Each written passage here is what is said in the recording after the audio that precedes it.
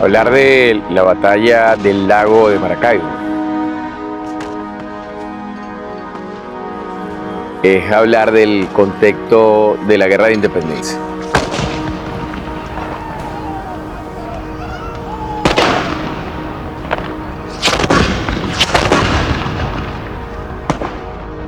Ocurre la batalla naval más importante del continente americano.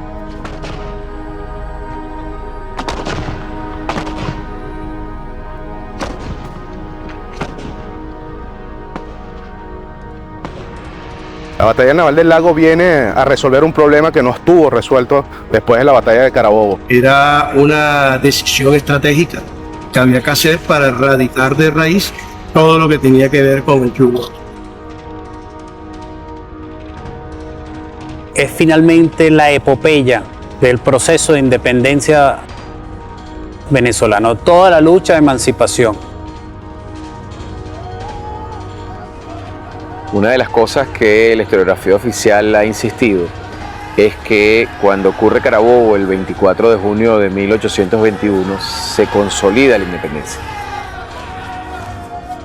En efecto, en ese momento las fuerzas de Bolívar, el ejército libertador, propinó un golpe durísimo a las fuerzas realistas, a la fuerza de Fernando VII, pero todavía quedaron contingentes importantes en el territorio.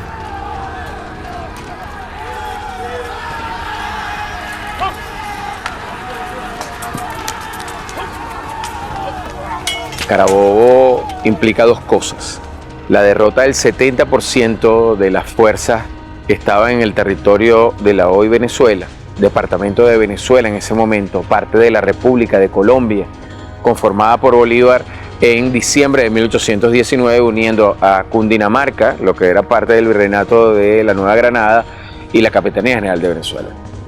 Luego de Carabobo no finalizaron las hostilidades. Desde Carabobo hasta Maracaibo, allí hubo muchos hechos trascendentales.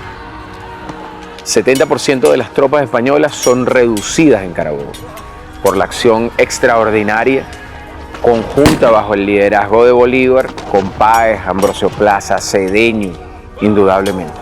Pero no significa ni la derrota definitiva ni la aceptación de la derrota española. De Carabobo a la batalla naval hubo cerca de 60 combates, algunos de ellos incluso en las aguas.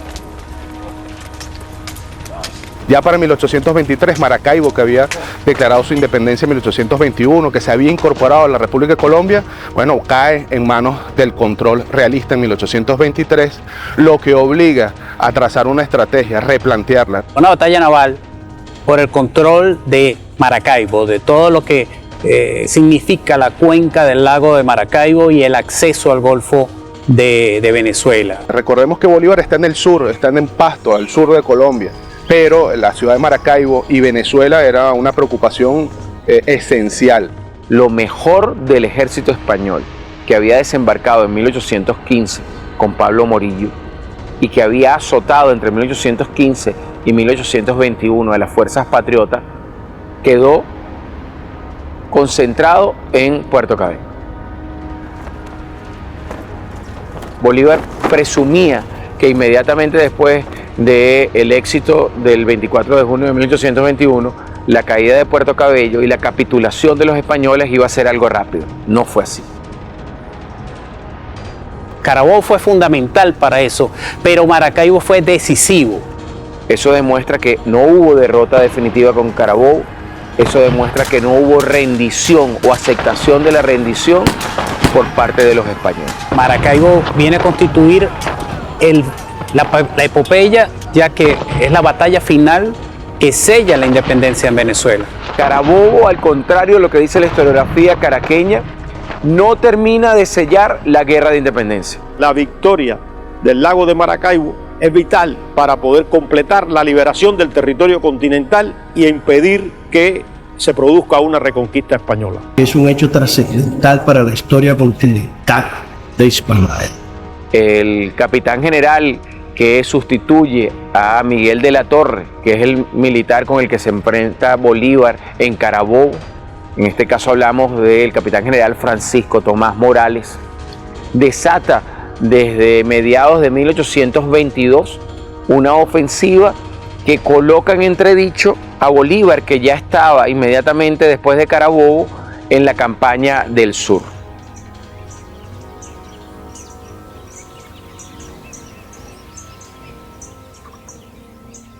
En el proceso previo a la batalla naval del Lago, el Libertador ha pasado por, la victoria de Carabobo, la visita a Maracaibo entre el 30 de agosto y el 19 de septiembre de ese año 21, preparativos de la campaña del sur. La batalla naval del Lago ocurre en un contexto complejo. Es el contexto de la liberación del sur. Cuando comienza la campaña del Zulia a principios de 1823, la situación en Maracaibo preocupó muchísimo al libertador presidente, quien se encontraba en Guayaquil, en el actual Ecuador, preparando la campaña del Perú. Sin terminar de lograr derrotar a las fuerzas españolas concentradas en Lima y en el puerto del Callao, el Libertador y las fuerzas patrióticas deciden enfocarse en Maracaibo. Estamos en un momento crucial del proceso liberador de lo que hoy llamamos nuestra América. Ya el río Orinoco estaba dominado, pero tener Maracaibo y el río Orinoco le daba la posibilidad de converger y poder mantener el control del norte del país y ahora emprender la campaña del sur. Marcha a tomar el sur de la Nueva Granada, desde Popayán, Bomboná, Ecuador. Bolívar tiene control del puerto de Guayaquil en el actual Ecuador. Bolívar está esperando que el Congreso que está en Bogotá le dé autorización para avanzar hacia Perú. En Perú la situación está muy difícil. El presidente de Perú y el presidente del Congreso están peleados. El baluarte del colonialismo español está concentrado en las Antillas y en el territorio peruano. Por lo tanto, estamos hablando de un Bolívar en emergencia. En esas andanzas estaba el Libertador, mientras pasaba la situación en nuestro territorio de la reconquista de Maracaibo por parte de Morales. Pero además es que ese control de Maracaibo permitía que desde La Habana y desde Puerto Rico llegaran nuevas tropas. Eso es lo que nos explica lo que está enfrentado en la batalla del Lago. De hecho, en determinado momento el Libertador pensó en retornar hacia el Zulia y encargarse él mismo de las operaciones. Tanto así que el Libertador escribe desde Pasto, diciendo que si la situación es tan grave, él está dispuesto a venirse por Panamá, volando, usa esa metáfora, para estar rápido en Maracaibo y enfrentar personalmente la situación. Es tanto la amenaza que Bolívar dirige una comunicación a Urdaneta, a Páez, a Santander y se expresa más o menos en estos términos. No van a ser capaces de parar al maldito de Morales. Tengo yo que volver a ir a Venezuela a derrotarlo. Si no se le ordena a Urdaneta y a Páez que actúen contundentemente contra Morales, que es un ruin pero conoce de la guerra, el control de Maracaibo y del lago amenaza y en cualquier momento vas a tener a Morales en Bogotá, cuando menos te des cuenta, le dice a Santander, vicepresidente de la República de Colombia. Maracaibo era fundamental para tomar el control del mar, el control del Caribe, la salida hacia el Atlántico. ¿Por qué Maracaibo? Bueno, porque sin Maracaibo no se explica entonces el éxito en la campaña del sur, no se pueden movilizar las tropas, no se pueden movilizar los armamentos, la logística, el control del Caribe y del Atlántico, que era tan significativo, queda entonces fuera de las manos y del control patriota. Maracaibo tiene una importancia geopolítica vital para la continuidad de la campaña del sur en la cual está Bolívar y para el mantenimiento de la libertad del departamento de Cundinamarca en la actual Colombia y del departamento de Venezuela en la actual Venezuela. El hecho de que Morales hubiese sido contenido en la cuenca del lago a principios del año le dio la tranquilidad suficiente para continuar los preparativos de la campaña peruana y dejar en manos del general Manrique y del almirante Padilla la conclusión exitosa de esta campaña.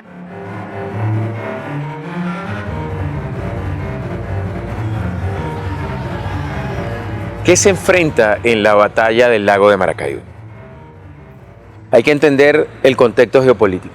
Como decimos, el control está en las manos patriotas, la fuerza de poder pero estratégicamente el territorio en el occidente y en el centro aún está ocupado por los realistas. Lo más granado del ejército realista, que ha venido de pelear contra Napoleón exitosamente en Europa, que lo expulsó de España, que hizo que Napoleón terminara claudicando en Waterloo, estaba en Venezuela. Del lado español, Ángel Laborde. Estamos hablando del general de mayor prestigio, de mayor capacidad que tiene la Armada Española desde el Golfo de México hasta la desembocadura del río Esequibo, donde comienza el Atlántico Sur. Laborde es un oficial de la Armada Española con mucho prestigio, que ha tenido una carrera exitosa, que es un hombre que es muy apreciado por el poder colonial en el apostadero de Cuba, en Puerto Rico, en todo el Caribe. Comandante de la escuadra de la América Septentrional de España. No estamos hablando de cualquier militar. Era un hombre muy preparado, con experiencia de navegación alrededor del mundo y que se consideraba a sí mismo un caballero muy superior a sus contrapartes patriotas, lo cual le jugaría en contra. Y el jefe de él, que era capitán general en ese momento de Venezuela, era Francisco Tomás Morales. Lo recordamos a Morales por la gesta de 1814. Francisco Tomás Morales venía de lo peor de la guerra a muerte. Francisco Tomás Morales es un azote contra Venezuela. Este hombre fue el segundo al mando de las hordas de Boves. Conocemos en la historia la crueldad ejercida por Boves. Boves, aquel hombre que destrozó la Segunda República, que saqueó y ultrajó todas las dignidades en nuestros pueblos por donde pasaba. Y esto mismo lo aplica Morales una vez que fragua la invasión a Maracaibo. Un hombre que lleva toda la guerra de independencia causando atrocidades, violaciones, un criminal de guerra. Era un hombre sanguinario, especialmente cruel, que cuando ocupa Maracaibo vulnera todas las cláusulas del Tratado de Regulación firmado 3 años antes. Hablamos del último capitán general que tuvo la España en lo que consideraba aún o era aún territorios en disputa. Incluso los estudios de la propia Armada Española dicen que le precedía su prestigio de terror ante los pueblos donde se estimaba su llegada.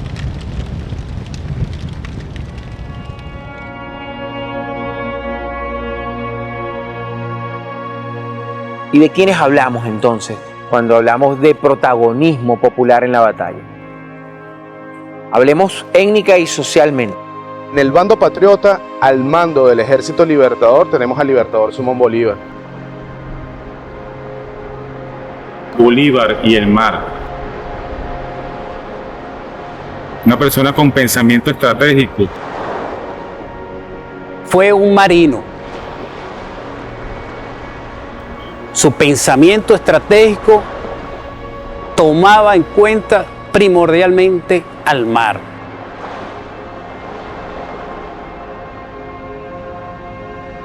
El gran estratega, el hombre de la guerra, el hombre de Estado, el hombre político.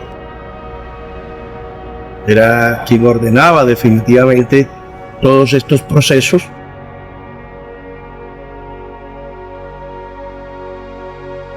Veía el mar como un medio de comunicación, como un medio de movimiento, como un medio de defensa.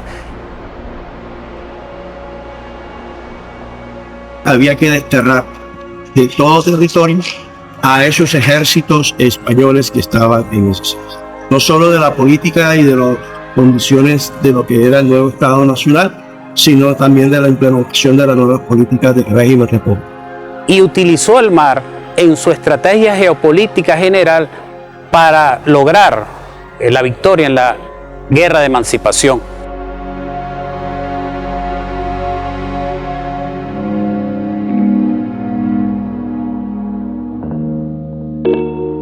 José Prudencio Padilla, un valeroso combatiente neogranadino, mulato. Es un actor fundamental para poder comprender lo que sucedió en la batalla naval de Maracaibo.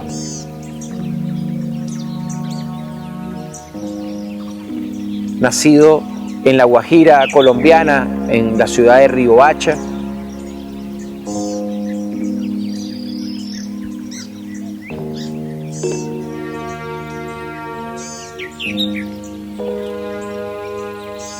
Hijo de un afro e hijo de una indígena.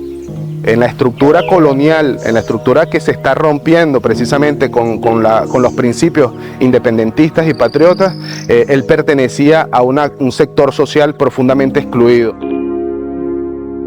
General de la Armada Patriota. En una estructura social racista. Eso le da una característica y un sentido a nuestras Fuerzas Armadas hasta el día de hoy. Por eso la significación, el valor que tiene José Prudencio Padilla aumenta mucho más en este contexto de la batalla. Uno no se puede imaginar un general de la Armada de color en la Armada francesa o en la holandesa o en la inglesa o en la norteamericana. Sus diferentes roles en lo militar, en lo social, en lo político, nos permiten comprender esas relaciones que hoy se pueden dar entre pasado y presente. Hay una noción de clase ahí. Padilla es un hombre de pueblo, es criado en una aldea de pescadores, se enrola en el ejército español, sirve en Trafalgar a la Armada Española, secuestra una nave en La Habana, Cuba, y se incorpora desde muy temprano a la guerra de independencia y termina siendo un general patriota. Bolívar lo llamó el Nelson de la América.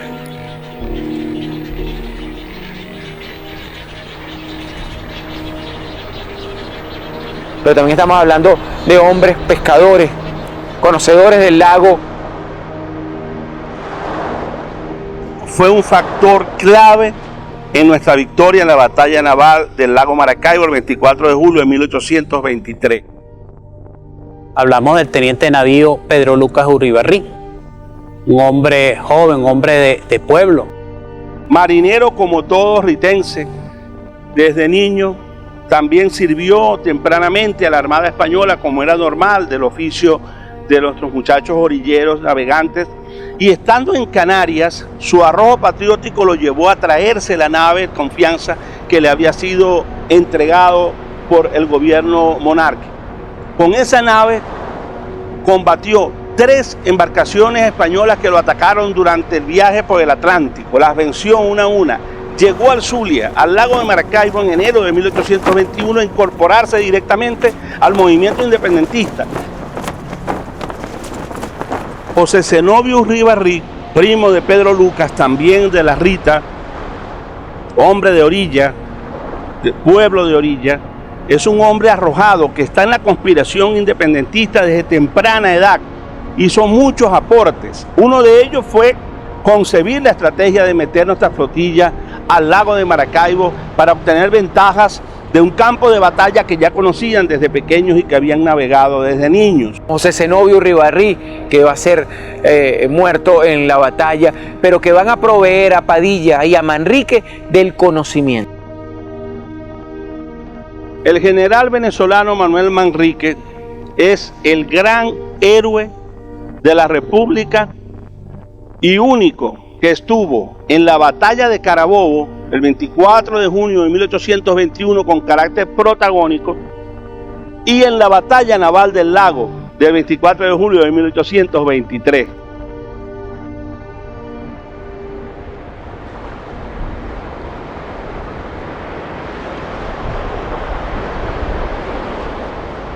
Pero también es hablar de mujeres. Es hablar de Ana María Campo, una mujer patriota de las familias ilustres de los puertos de Altagracia en la costa oriental del lago. Una mujer procedente de la clase de los blancos criollos, con hermanos que estuvieron en todo el proceso de emancipación, como soldados patriotas, al igual que su padre, tenían una fuerte convicción del pensamiento republicano. Y si bien esta mujer no pudo tomar las armas, ya tenía alrededor de 24 años y no se había casado. ¿Qué hacía entonces Ana María Campo? Fraguaba reuniones clandestinas ejercía de una u otra manera una concientización entre las mujeres que estaban allí. Transmitían órdenes, ayudaban. Y eso es lo que hizo Ana María Campos. Reunir en su casa la conspiración. El ocultamiento de armas, la inteligencia y toda esa información ella la entregaba al Ejército Patriota, además de las cartas, de las comunicaciones y de las reuniones. Prestaba su casa, sus espacios para poder tener y plantear reuniones estratégicas, reuniones secretas. Y de ahí sale la famosa frase que la lleva a ser sodomizada. Dicen varias reuniones, Morales capitula o monda. Morales capitula o muere. ¿Por qué dice eso Ana María Campos? Decía que si Morales no capitulaba, no salía de Maracaibo, pues iba a ser pasado por las armas patriotas. Porque Morales está concentrado en Maracaibo, está rodeado en las demás partes de la presencia y de la inteligencia de los hombres y mujeres de las orillas del lago, que le dan información a Padilla, que le dan información a Manrique, que permite el movimiento de tropas. Francisco Tomás Morales llama a Ana María Campos a un juicio en la Plaza Central y le pregunta, con testigos, digamos con el pueblo presente, qué era eso que ella tanto hablaba, murmuraba, mencionaba en esas famosas reuniones del cual él se había enterado. General, que si usted no capitula, monda.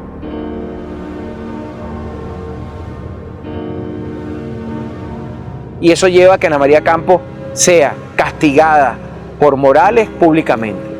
Es paseada en un burro semidesnuda, sometida a latigazos. La ponen con las piernas abiertas, montaron una mula, pero más de eso, atrás colocan a un verdugo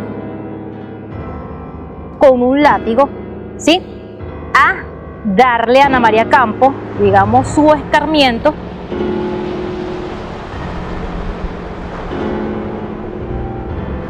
Para que se arrepienta, para que muestre su fidelidad al rey y que se arrepienta de su decir.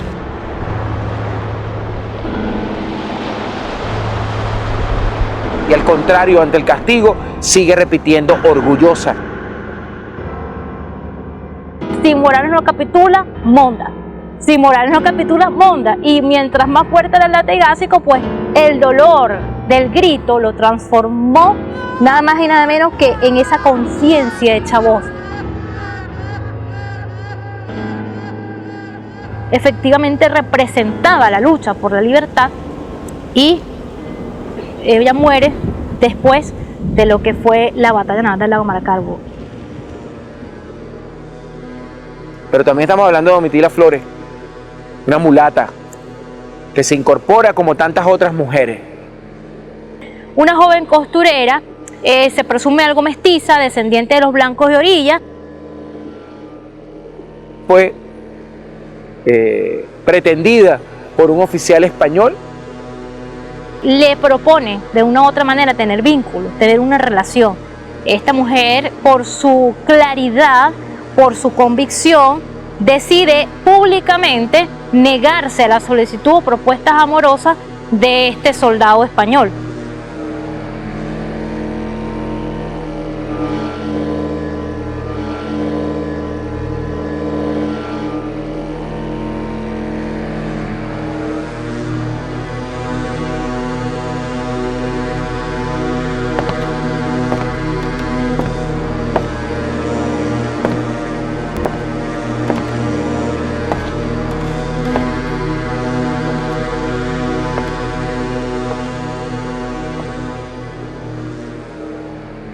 Ante su negativa de acceder a las pretensiones del oficial, fue acusada, como efectivamente era, de espionaje.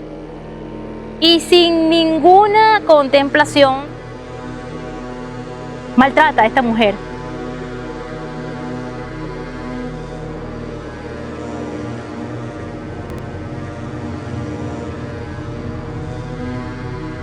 Con las mismas varas con que medía las telas, fue golpeada y llevada así hasta un espacio público para que el resto de las mujeres vieran ese escarmiento y no se negaran luego a entregarse a cualquier soldado español. Fue primero fusilada y después ahorcada y descuartizada.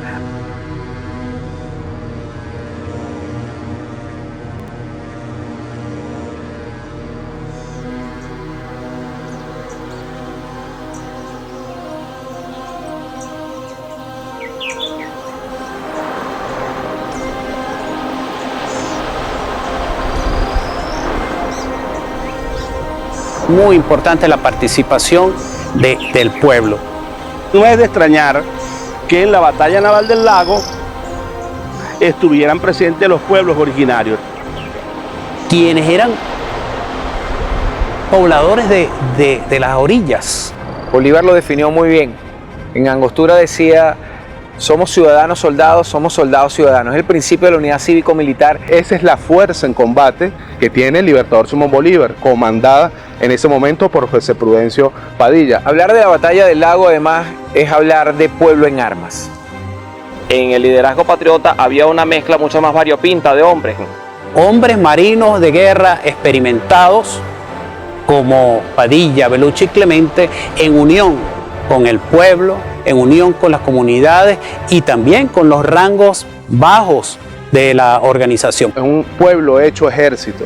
Hay indígenas, hay afrodescendientes, hay mulatos, hay criollos, hay extranjeros. Pardos, negros, indígenas, hombres libres. Pero gente que conocía el terreno, gente que conocía las naves, cómo era la forma de utilizarlas de la mejor manera, y esa conjunción fue la que llevó a la postre al triunfo en Maracay.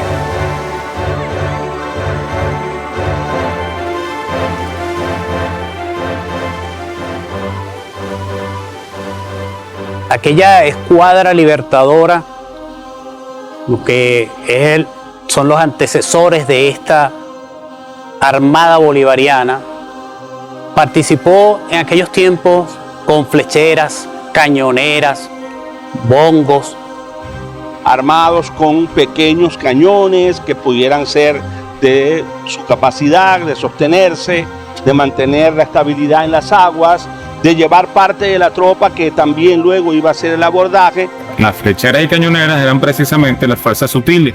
Es importante destacar que en este lago las flecheras, pequeñas embarcaciones con gran poder de fuego, fueron fundamentales en esta victoria. Hombre, canoa y flecha se convirtió en un sistema de armas. Eran hábiles con el arco y la flecha, armamento que ellos utilizaron con la finalidad de concertar la estrategia realista con aquella doctrina originaria, ancestral, que pudiera incluso decir que viene de aquellos indios caribes que llegaban a todas las Antillas desde nuestras costas.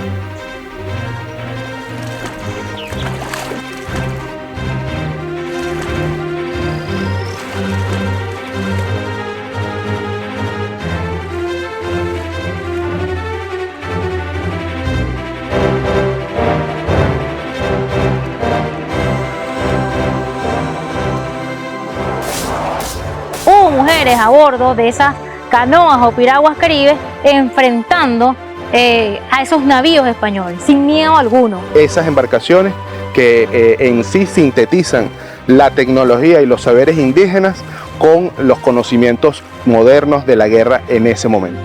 y poder infringir los daños que fueron muy importantes para que los buques de mediano y gran porte pudiesen hacer acercamiento para el abordaje, además del fuego del camión.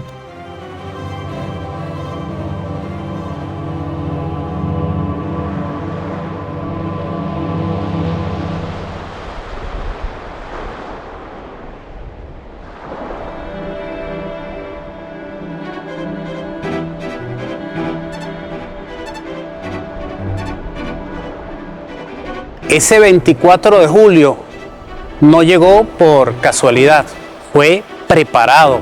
Se fueron tomando distintas acciones para llegar allí. Todas las fuerzas se habían movido en torno al occidente del país. Al tratar de reconquistar a Maracaibo, la flota republicana hace un primer intento. Cuando Laborde, a partir de la solicitud de Francisco Tomás Morales, último capitán general, repito, que tienen los españoles en Venezuela, llega para darle soporte. Es un combate que se da por las fuerzas que están llegando con Laborde, unos bergantines súper armados de Ceres y Constitución. Y se enfrentan en Isla Larga, ahí a la entrada de Puerto Cabello, se enfrentan con la fuerza que dirige el Comodoro Daniels, un norteamericano de origen que se sumó a la guerra de independencia. Fue un encuentro entre buques mayores con mayor capacidad de fuego de los españoles contra una escuadra que no tenía ese mismo poder de fuego, ni siquiera en cuanto a magnitud de sus embarcaciones. Y allí fuimos derrotados, incluso el Comodoro Daniels y otros patriotas fueron presos de parte de Laborde. ¿Por qué derrotado? Precisamente porque la Armada Española tiene mayor poder de fuego y mayor capacidad de combate en mar abierto. Y eso hizo que se tomara la decisión de buscar una batalla en un escenario favorable. Ahí logró escapar de suerte Renato Belluche, con 3 naves que son las únicas que logran escapar de la batalla. Logra salir y llegar a Los Taques, donde había sido la instrucción de Montilla de reunir nuestra flota, avisar de ese combate del 1 de mayo, él llegó allá el 3, decir, allí están las fuerzas españolas que en mar abierto pueden derrotarnos porque son superiores, pero si logramos cumplir la tarea que nos dio la orden nuestro general Mariano Montilla, con la ayuda de los prácticos maracaiberos de entrar al lago, esas naves no van a poder entrar al lago. Por eso hay una batalla naval en el lago de Maracaibo, porque en el Golfo de Venezuela, el Golfo en aquel momento representaba mar abierto, y representaba una desventaja estratégica para las fuerzas patriotas. Y por eso ellos apresuraron la acción y el 5 de mayo de 1823 comenzaron los preparativos para el 8 efectivamente hacer el forzamiento de la barra. Se va a demostrar la capacidad de liderazgo que va a tener el general Padilla al escuchar a Belluche, al escuchar a protagonistas como el teniente de navío Pedro Lucas Urribarri, su primo José Zenobio Urribarri, el marino Felipe Batista. Es lo que conocemos en la historiografía como los prácticos, es decir, las personas que conocían el paisaje, que conocían la navegación en el lago. Y le informaron a los líderes, a los jefes, comandantes de la escuadra patriota, en reuniones le informaron cómo recomendaban ellos que debía establecerse una ventaja táctica para vencer a los españoles, una flota superior. El escenario de actuación favorecía a nuestras fuerzas, favorecía a los buques rápidos que tenía nuestra flota patriota, favorecía a las fuerzas sutiles y favorecía sobre todo la experiencia que tenían nuestros marinos. Se decidió que fuera en el canal de Maracaibo, en la barra de Maracaibo. Y es lo que va a hacer Padilla, hacerle caso al teniente de navío Pedro Lucas Urribarri, improvisar, ser audaz, insistir en la capacidad de movimiento. Es importante saber que la batalla naval del lago es posible por fuerzas navales y fuerzas terrestres. La acción que se decide en Los Taques el 3 de mayo es una acción audaz. Hay una operación de distracción por tierra que proviene desde Cartagena.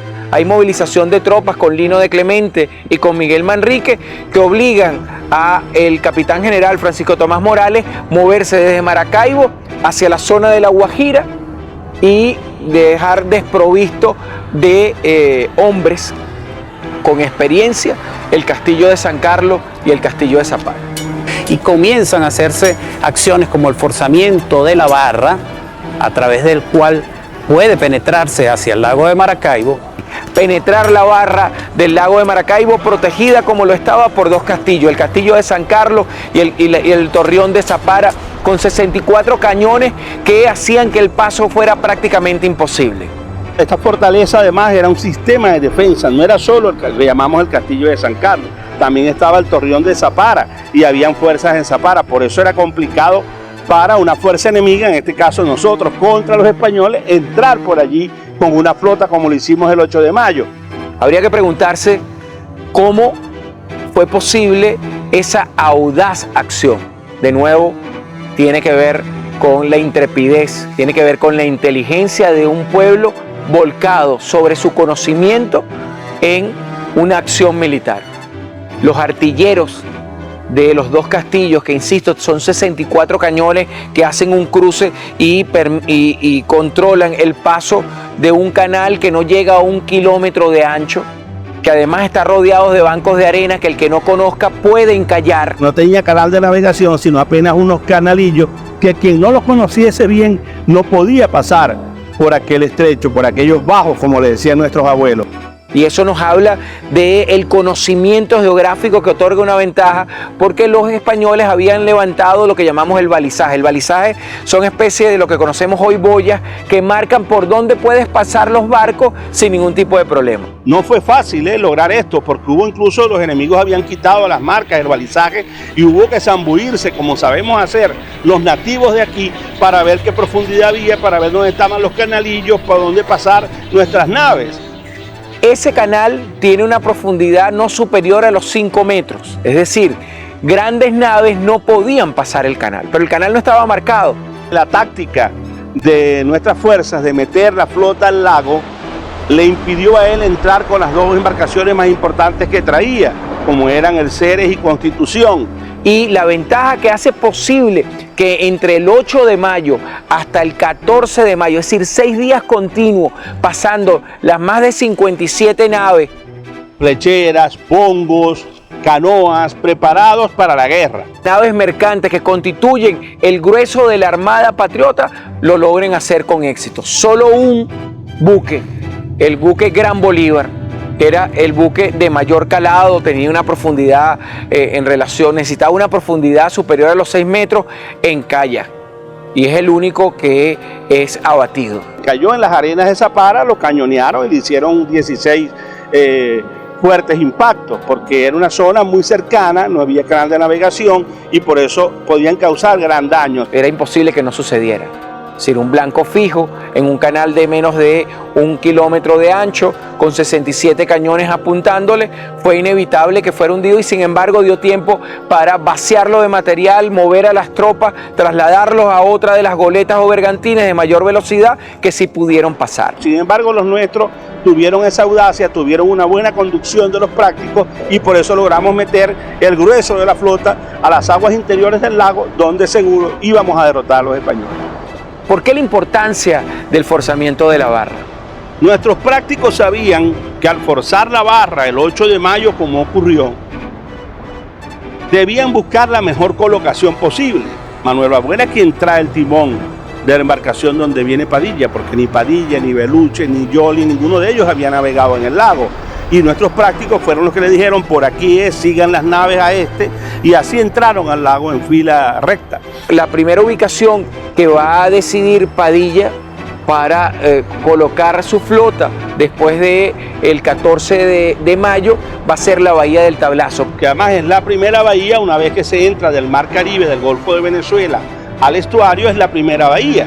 Es una bahía que se forma en toda la entrada del lago de Maracaibo, que tiene enormes corrientes y que además tiene bancos de arena. Es decir, la posibilidad de que los barcos de mayor poder de fuego español, de mayor capacidad, quedaran varados y fueran objeto de una respuesta o un contraataque de la Armada Patriota fue extraordinario. Y allí buscar el lugar donde hubiese aguas con profundidad para poder llevar la flota entre los puertos Altagracia y Punta de Palmas. Y se ubican ahí. De nuevo entra la inventiva. ¿Por qué se ubican en los puertos de Altagracia? Para que el día de la batalla tener a favor los vientos nordeste, la marea, y por eso tuvimos el movimiento veloz, audaz, versátil. Establecerse en los puertos de Altagracia permite aprovechar los cambios del viento. Esto, que puede parecer fútil, no lo es.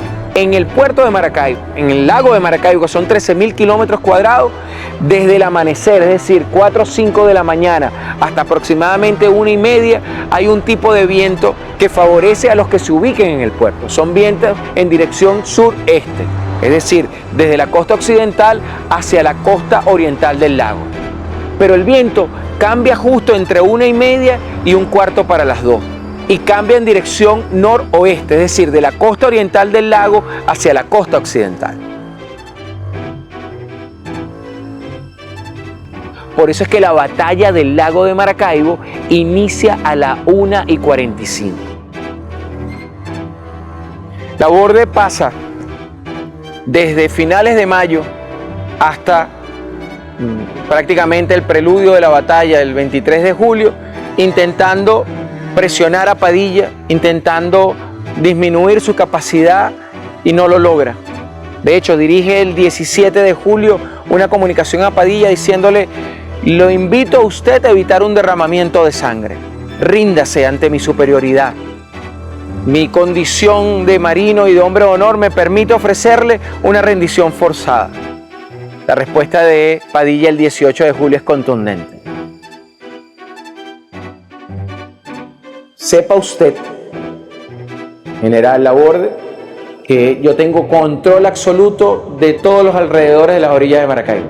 Y apenas supere las dificultades de salir del tablazo, no voy a esperar que usted venga a mí, iré hasta allá para demostrarle el compromiso y la valentía de nosotros. Hacia el 20 de julio, el capitán Ángel Laborde Navarro entra al lago de Maracaibo y ambas escuadras comienzan a cazarse una a la otra buscando el combate definitivo. Porque no tenía marinos que conocieran cómo podía ser el paso del forzamiento de la barra, y después de forzar la barra, que era una operación difícil, es por dónde navegamos. No hay boyas, no hay marinos que conozcan cómo llegar al puerto de Maracaibo. Hubo un primer enfrentamiento el 20 de julio y el almirante Padilla da su famosa proclama a toda la escuadra buscando este combate. Y finalmente, bueno, se ubican, superan el obstáculo y se ubican en Maracaibo, anclan en Maracaibo, en Capitán Chico, actual parroquia Coquibacoa del municipio de Maracaibo, pueblos de agua. Pero tienen que quedarse ahí. Las embarcaciones en sí estaban establecidas de la siguiente forma: los patriotas en la costa oriental y los realistas en la costa occidental. El ataque vino entonces del oriente hacia el occidente. Llega el momento cumbre de aquella tensión que se había generado en torno a la cuenca del lago Maracaibo con la presencia invasiva terrorista de Francisco Tomás Morales. Y en la proclama del día 23, en la madrugada, Padilla dice: vencemos o morimos.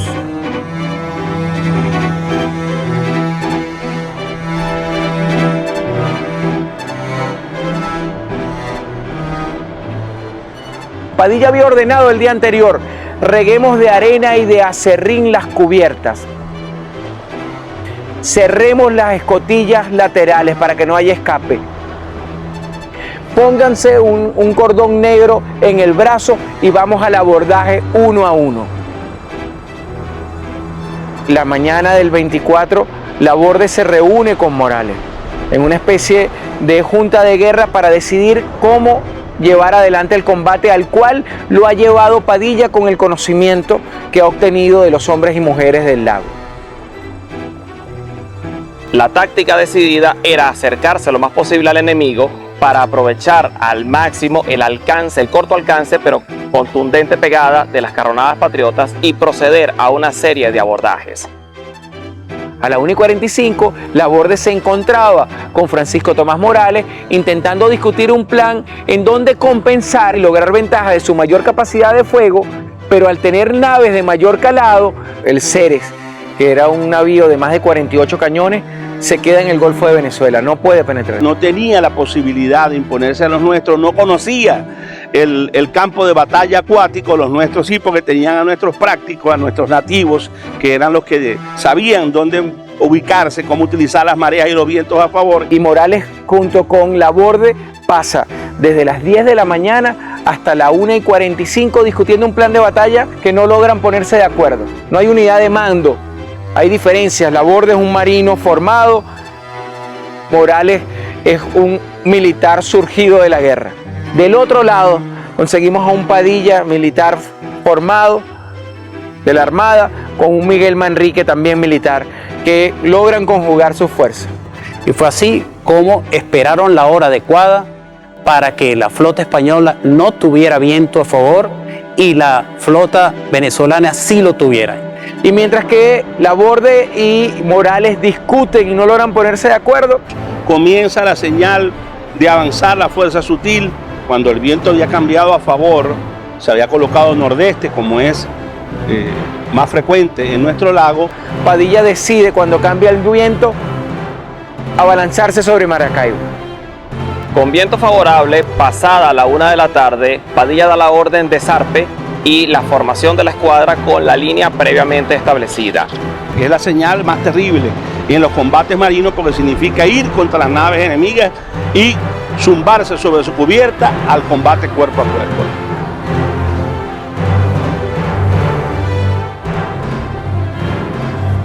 Las fuerzas sutiles entraron en acción de primeras. Cuando Padilla a la 1:45 enfrenta a Laborde y Laborde se da cuenta y empieza a disparar, el humo de sus disparos los cegó, dejándolos indefensos ante la serie de abordajes ordenados por Padilla. Y por lo tanto no tienen visibilidad para ver ni por dónde viene la flota ni hacia dónde dirigir los cañonazos.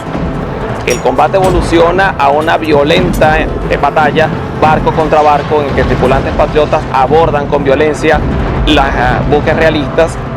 Y eso permite que la flota patriota se acerque hasta el abordaje uno a uno. La flota venezolana iba abordando cada uno de esos buques españoles. La flota española anclada en línea. Cuando ellos intentaron levar anclas para moverse, tenían el viento en contra, tenían la marea en contra y por eso empezaron a bambolearse. Incluso la fusilería del enemigo, que tenían y mucha, no sirvió de gran cosa. Prácticamente no pudo levar anclas. Y las flotas y las fuerzas sutiles patriotas enfrentando uno a uno. Los cronistas relatan que mucha cantidad de pueblo en sus canoas con sus cuchillos de destripar bagres fueron al combate. Y uno a uno fue venciéndolos hasta que finalmente la flota española fue prácticamente destruida.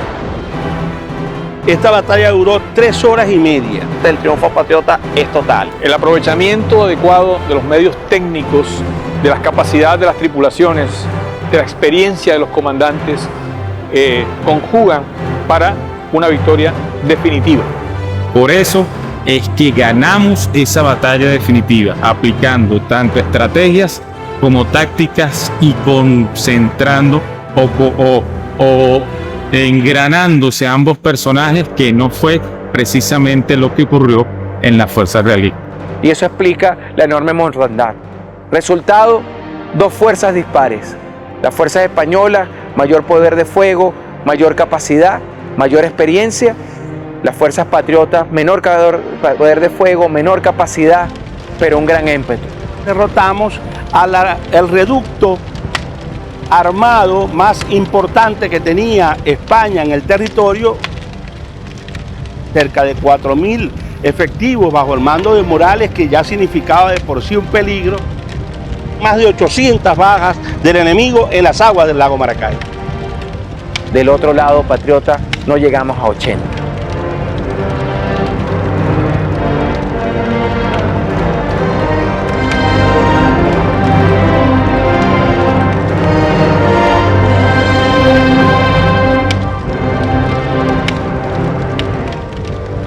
Esa tensión geopolítica, esa incertidumbre que se había sembrado con la presencia invasiva terrorista de Morales en la cuenca del lago Maracaibo, cesó.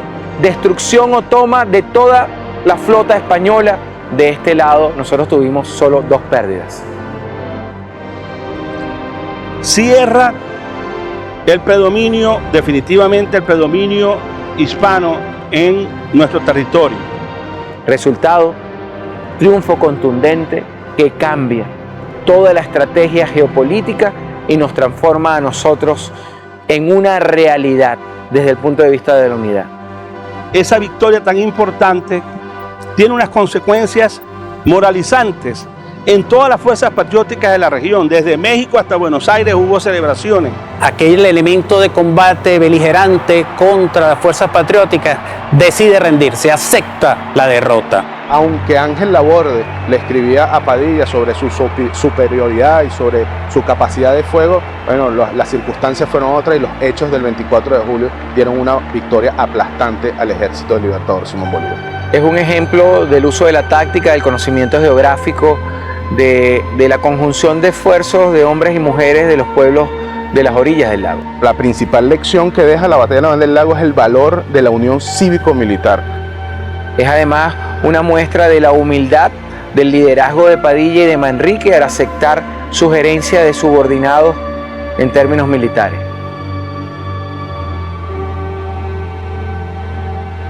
Hombres, mujeres, de todas las edades, de distintas etnias, de distintas culturas, distintos sectores sociales, distintas nacionalidades coinciden acá en este espacio. Es un espacio de la diversidad, de la unión de los patriotas por la liberación. Los pueblos de orilla estuvieron todos volcados a expulsar a aquel último gobernante español en nuestro territorio. El ejército liberador, el ejército patriota es un ejército de hombres y mujeres de toda condición social y distingo.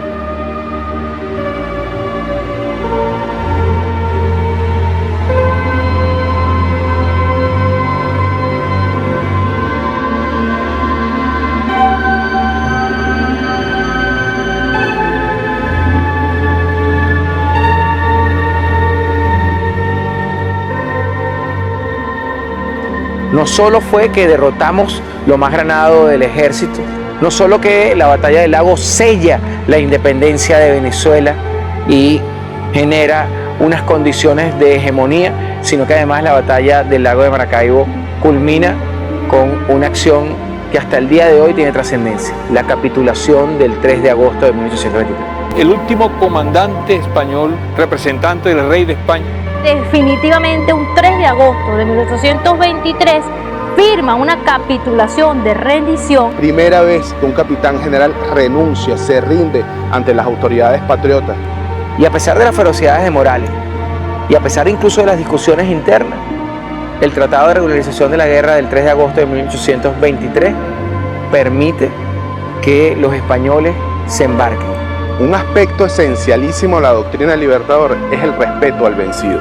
Y esto se nota en la capitulación que firma Morales con José Prudencio Padilla. Todos ellos fueron embarcados en navíos de guerra patriota y escoltados hasta la salida de la Barra de Maracaibo, el Golfo de Venezuela, hasta La Habana, Cuba. Le brinda protección a esas fuerzas que se retiraron de Venezuela. También se le dieron garantías a aquellos simpatizantes o excombatientes realistas que decidieran quedarse en el territorio nacional. Hacen que Venezuela sea uno de los propiciadores de lo que, digamos, tiempo después se convirtió en el derecho o el derecho humano en los conflictos militares. No solo se trató de un instrumento jurídico de rendición, sino un verdadero documento que forma parte de la historia del derecho internacional humanitario. Es un documento referente de cómo se debe tratar al enemigo vencido. Reconocimiento a estos derechos, a esta libertad, a esta igualdad que se vino además luchando durante toda la más de una década de la Guerra de Independencia. Es el acontecimiento que cierra definitivamente el proceso de independencia. La rendición formal de las fuerzas militares imperiales españolas. Ahí es el sello de nacimiento de nuestro poder naval. Ganó Venezuela, ganó Colombia, ganó el proyecto bolivariano, el reconocimiento de que no había duda de la independencia de Venezuela, de Colombia, ante los ojos de los extranjeros. Esa es la enseñanza en el tiempo de aquella gloriosa batalla bicentenaria, batalla naval del lago Maracaibo.